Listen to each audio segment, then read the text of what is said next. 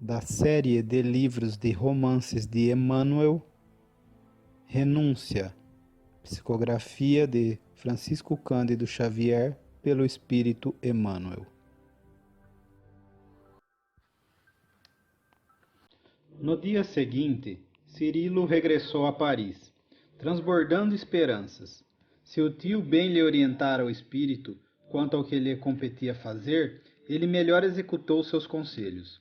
Depois de dividir com Madalena o júbilo que o empolgava, dirigiu cerimoniosa carta a Dom Inácio Villamil e esposa, expondo suas pretensões.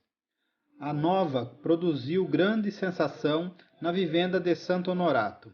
Os pais de Madalena não esperavam semelhante surpresa. Cuidadosamente sondaram o espírito da filha, verificando-lhe a aquiescência e a resolução no cometimento que condizia com a sua felicidade futura. Entretanto, havia alguma coisa a considerar e que representava amargo aborrecimento para os velhos fidalgos. Era o implícito compromisso familiar com Antero de Oviedo.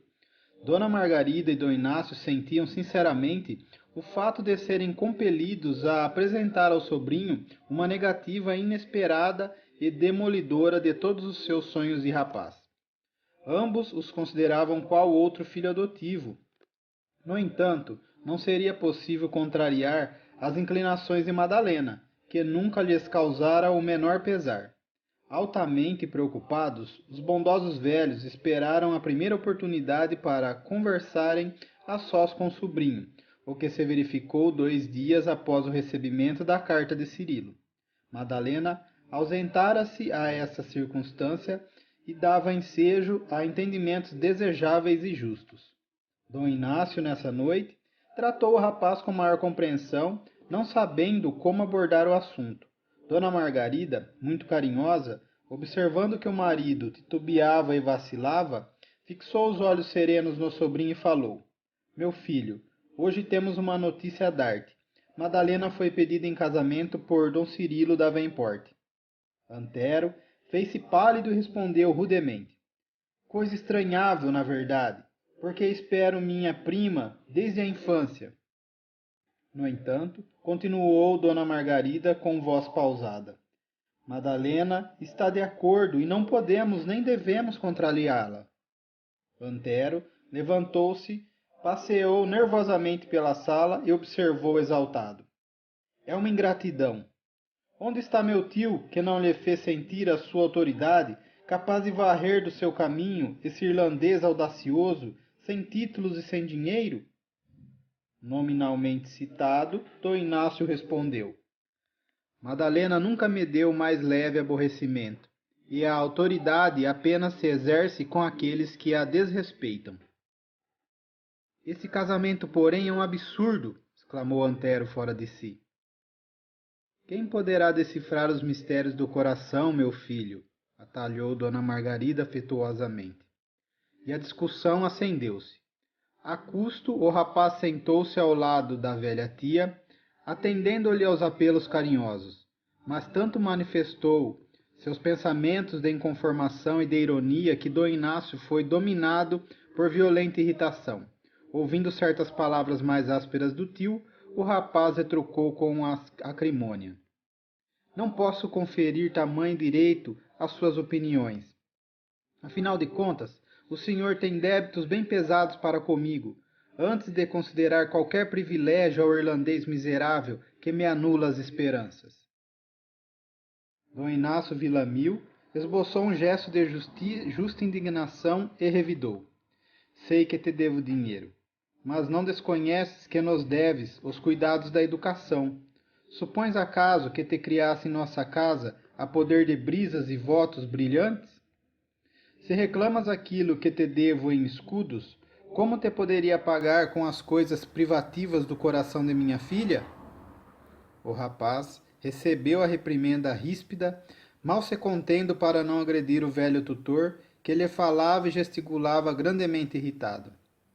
A boa senhora, todavia, interveio amorosa, e como o sobrinho chorasse de raiva, tomou-lhe as mãos com muito carinho e procurou consolá-lo. Não te encolerizes, Antero. És nosso filho pelo coração, antes de tudo. Considera, pois, que Madalena é tua irmã. Poderias estimá-la tão somente a título de esposa? Recorda que não podemos dispensar tua afetuosa companhia. Quem nos há confortado o coração em tempos tão duros de provação e de esperanças desfeitas? Não guardes rancor, modifica os sentimentos a respeito de tua irmã. Há de surgir, por certo, em teu caminho um matrimônio feliz. És moço ativo trabalhador, não te faltará uma noiva carinhosa que encha o teu caminho de luzes novas.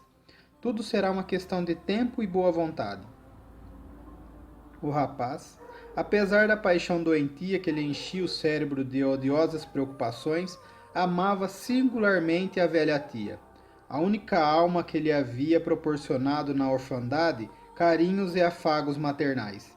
Ouvindo-a desabafou, não podia saber se chorava de amargura ou de despeito. Mas fosse como fosse, aquele pranto convulsivo aliviava-lhe o coração. Dom Inácio lançou ao sobrinho um olhar de ironia e depois de um gesto de enfado. Abandonou a sala enquanto Dona Margarida continuou, olhos também marejados de pranto. Desanuvia o espírito, meu filho. Insisto para que continues junto de nós.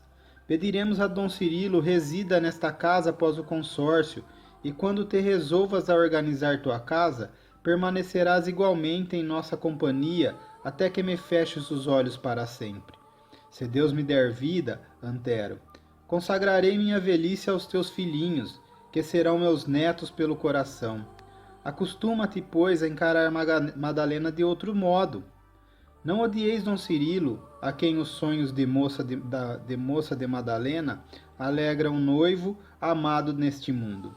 Não será melhor que se unam e vivam junto de mim como irmãos carinhosos e dedicados? Além do mais, é indispensável consideres em tudo a execução dos desígnios santos de Deus. Naturalmente que a sua felicidade não será esquecida pelo céu. Rogarei ao Altíssimo te conceda uma esposa devotada e afetuosa, a fim de que mais tarde possa eu acariciar os teus filhinhos em cada dia. Ante aquelas manifestações carinhosas, Antero pareceu lavar o coração, expulsando para longe do espírito as mágoas mais fortes. Contudo, no recesso do ser guardava rancor indefinível e profundo, que lhe arruinaria a existência. Sentia-se sem forças para alijar a figura da prima do quadro das idealizações mais íntimas. Conformar-se-ia com o inevitável, mas não renunciaria aos seus desejos. Dona Margarida repetia os conceitos carinhosos que lhe caíam na alma como anestésicos suaves, mas à medida que enxugava os olhos, ele recolhia no âmago do espírito propósitos de vingança, como venenos sutis. Depois de largos minutos de meditação, tinha os olhos fixos, como alucinado por ideia terrível. Permaneceria, sim, junto da velha tia, cuja afeição o preparara na vida com infinita ternura, mas sentia-se inclinado a disputar Madalena até o fim dos seus dias. Recordava rancorosamente as observações frias e ásperas do tio, e refletiu que Dom Inácio lhe pagaria as objeções, a seu ver audaciosas e ingratas. Não lhe cobraria os débitos contraídos com ele próprio, mas o velho fidalgo tinha outros credores, cujos títulos ele endossara confiadamente. Buscaria desse modo retirar as garantias dadas, logo que julgasse a medida oportuna. Quanto ao atrevido Davenport, esse teria de experimentar, cedo ou tarde, o peso de sua vindita cruel. O tortuoso caminho do mundo estava cheio de surpresas. Conservar-se-ia ao lado da prima, qual sentinela, sem repouso. O afeto que ele votava, ao seu ver, não admitia condenáveis substituições. Continuaria amando-a por toda a vida. Não podia pensar noutra mulher que lhe tomasse o lugar no coração. Quem adivinharia o futuro? Madalena poderia não casar e, se o fizesse, era possível que sobreviesse o desencanto conjugal, ou que enviuvasse algum dia. Se tal acontecesse, estaria, pois, a seu lado, a fim de lhe atender ao primeiro sinal. Após o incidente doméstico, dissimulou com habilidade o odioso rancor que lhe anuviava o espírito e pareceu resignado com a marcha dos acontecimentos. Cirilo e Madalena estavam longe de pensar nas maquinações sombrias do primo, que lhes presenciava o romance de amor entre sorrisos indefiníveis e complacentes.